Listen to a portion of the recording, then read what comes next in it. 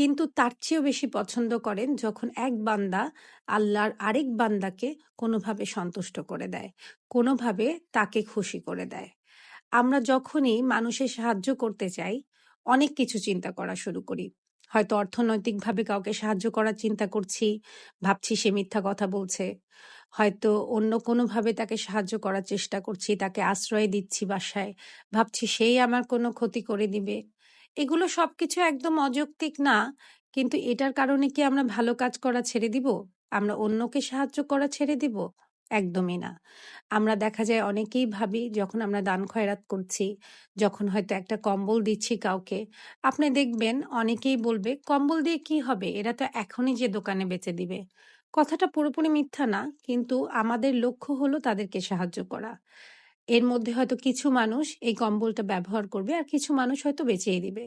কিন্তু বেচে এই টাকা দিয়ে সে কি